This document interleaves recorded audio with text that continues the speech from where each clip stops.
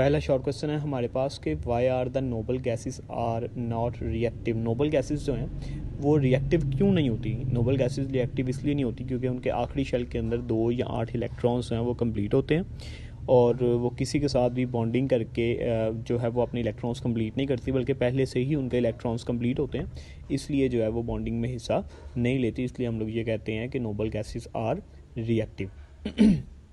दूसरा short question है कि why caesium requires little energy to release its 1 electron present in the outermost shell.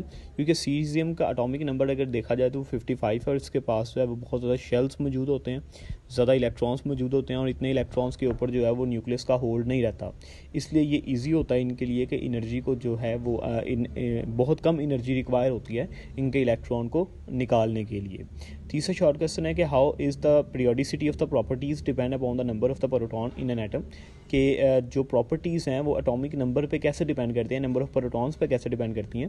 क्योंकि number of protons gradually increase होता है, उसके साथ ही जो है वो नंबर ऑफ़ इलेक्ट्रॉन्स भी इंक्रीज़ हो रहे होते हैं, जिसकी वजह से जो है वो उनकी जो इलेक्ट्रॉनिक कन्फिगरेशन है वो भी चेंज हो रही होती है। तो इलेक्ट्रॉनिक कन्फिगरेशन के चेंज होने की वजह से उनके ऊपर जो है उनकी डिफरेंट प्रॉपर्टीज़ जो हैं वो डिपेंड करती हैं, लाइक एटॉमिक साइज़ या शील्डिंग इफेक्ट, जो सारी हमने पढ़ी हैं।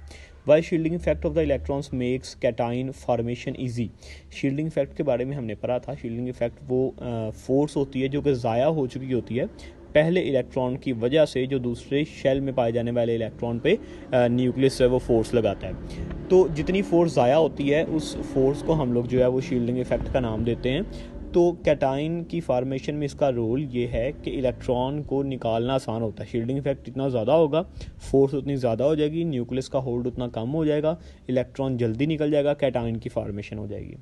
What is the difference between the Mendeleev's periodic law and modern periodic law? इन दोनों की डेफिनेशंस आपने बता देनी है कि मेंडलीव का पीरियोडिक लॉ जो है वो एटॉमिक मास पे डिपेंड करता था, जबकि मॉडर्न पीरियोडिक लॉ जो है वो किस पे डिपेंड करता है? एटॉमिक नंबर पे डिपेंड करता है।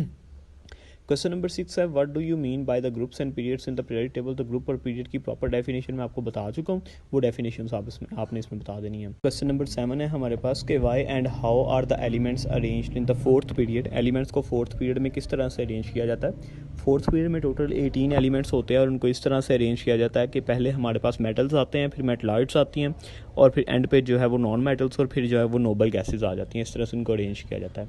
Why the size of the atom, question number 8 है, why the size of the atom does not decrease regularly in a period. एक पीरियड के अंदर एटम का साइज़ जो है वो रेगुलरली डिक्रीज़ नहीं करता। वो क्यों रेगुलरली डिक्रीज़ नहीं करता? इसलिए कि अगर हम लोग फर्स्ट, सेकंड और थर्ड पीरियड की बात करें तो एक पीरियड के अंदर जो है वो साइज़ है वो तो रेगुलरली डिक्रीज़ करेगा, लेकिन जब हम लोग जो है वो 6th और 7th पीरियड पे आते हैं तो वहाँ पे लेंथानाइड्स और एक्टानाइड कॉन्ट्रैक्शन की वजह से जो एलिमेंट का साइज़ है वो रेगुलरली जो है वो डिक्रीज़ नहीं करता। उसके बाद जब हम लोग एक पीरियड से दूसरे पीरियड की तरफ मूव करते हैं तो फिर भी एलिमेंट का जो साइज़ है वो कम से ज़्यादा हो जाता है। तो इस तरह से कुछ इन फैक्टर्स की वजह से एलिमेंट का साइज़ है वो रेगुलरली डिक्रीज नहीं करता in a period. Give the trend of the ionisation energy in a period. तो ट्रेंड बताना है आयोनाइजेशन एनर्जी का पीरियड के अंदर क्या है। तो ट्रेंड जो है वो आपने बता देना है कि मैंने आपको प्रॉपर्ली बताया हुआ आयोनाइजेशन एनर्जी होती क्या है और इसका ट्रेंड क्या है पीरियड के अंदर। तो यही ट्रेंड जो है वो आपने बता देना है।